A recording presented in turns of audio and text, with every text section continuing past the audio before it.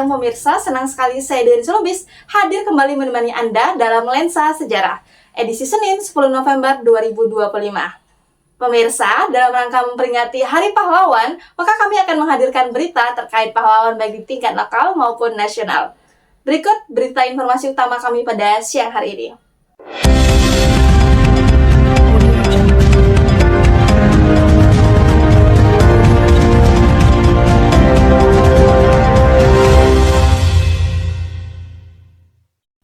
Pemirsa, kita memasuki berita utama. Kiai Haji Busama Qodri atau yang lebih akrab disapa dengan Pakuan merupakan salah satu tokoh pejuang dari Riau, yakni dari Indragiri Hilir. Nah, dalam rangka memperingati Hari Pahlawan, masyarakat Indragiri Hilir turut memberikan doa kepada Kiai Haji Busama Qodri atau Pakuan yang sudah memberikan sumbangsi baik dalam bidang pendidikan, budaya, dan juga sosial kemasyarakatan. Kira-kira siapa sih Kiai Haji Busama Qodri dan bagaimana sumbangsinya dalam masyarakat Indragiri Hilir? Mari kita saksikan bersama. Ki Haji Bustani Qodri, yang biasa dipanggil dengan sebutan Pakuan, lahir di Sapat, Kecamatan Kuala Indragiri, tahun 1921. Beliau adalah ulama yang memiliki wawasan keislaman yang sangat luas, khususnya dalam bidang Al-Quran. Pengaruh dan kecintaannya pada Al-Quran telah tumbuh sejak ia masih kecil, dari lingkungan keluarga dan masyarakat yang agamis.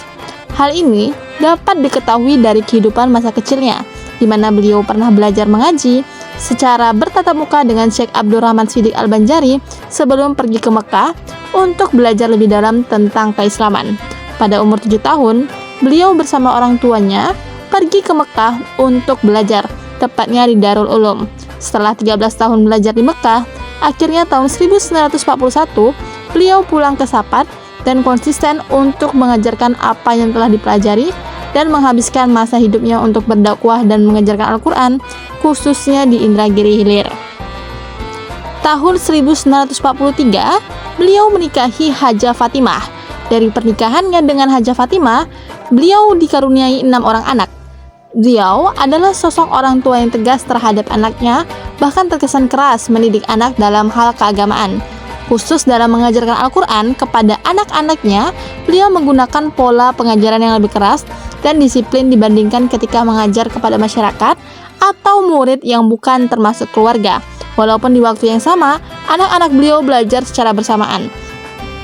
Walaupun keras dalam mendidik anak, akan tetapi dalam pergaulan sehari-hari terhadap anak dan istri, beliau sangat mengayomi dengan penuh kasih sayang, terlebih kepada cucu-cucu beliau.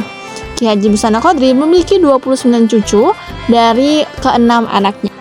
Berbicara mengenai pendidikan, Ki Haji Bustani Qodri tidak pernah mengecap pendidikan formal, karena semenjak umur 7 tahun, beliau telah memasuki pendidikan di Mekah, yaitu Darul Ulum.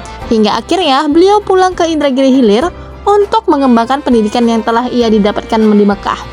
Walaupun fokus dalam pengajaran bidang Al-Quran, khususnya tajwid dan seni baca Al-Quran, bukan berarti beliau tidak menguasai bidang keilmuan Islam lainnya. Di hari-hari tertentu, beliau juga mengajar tentang fikih, tasawuf, tafsir, dan tauhid. Dalam pengabdiannya di Indragiri Hilir, telah banyak melahirkan qori dan qori'ah yang telah sampai pada tingkat nasional dan internasional.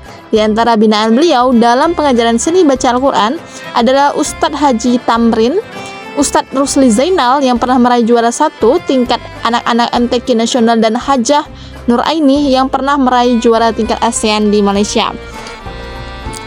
Ki Haji Busani Qodri tidak pernah bekerja di pemerintahan dan juga tidak pernah berpolitik. Hidupnya murni digunakan untuk berdakwah dan mengajarkan Al-Quran, khususnya tajwid dan seni baca Al-Quran. Semasa hidupnya, beliau juga aktif di organisasi Nahdlatul Ulama, MUI, dan LPTQ, dan pernah menjadi Ketua Yayasan MDA, TPA, TPQ An-Nur Tembilahan yang sekarang bernama Yayasan Nur Al-Hadar. Beliau juga disibukkan dengan kegiatan sebagai juri Dewan Hakim pada MTQ baik di tingkat kabupaten maupun nasional. Di mata masyarakat, beliau dikenal sehari-hari sebagai Imam Besar Masjid Al-Huda Tembilahan. Kemerduan suara dan lafaz tajwidnya membacakan ayat suci Al-Quran di usia yang sudah lanjut tetap terjaga merupakan suatu rahmat Allah kepadanya.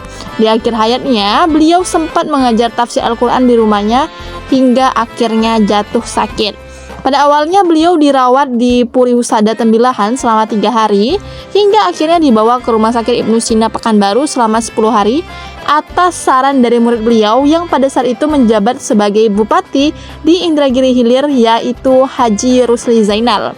Pengobatan selama 10 hari di Pekanbaru tidak juga nampak perubahan, sehingga beliau meminta agar dipulangkan ke Tembilahan, hingga akhirnya pada tanggal 8 Agustus 2003 beliau dipanggil ke Rahmatullah, tepatnya di sore ketika perjalanan pulang dari Pekanbaru menuju Tembilahan. Pemirsa, berita tadi menjadi penutup pada hari ini. Saya Dianisa Lubis, beserta para kru yang bekerja pada siang hari ini, mohon pamit undur diri. Wassalamualaikum warahmatullahi wabarakatuh. Selamat siang dan selamat beraktivitas.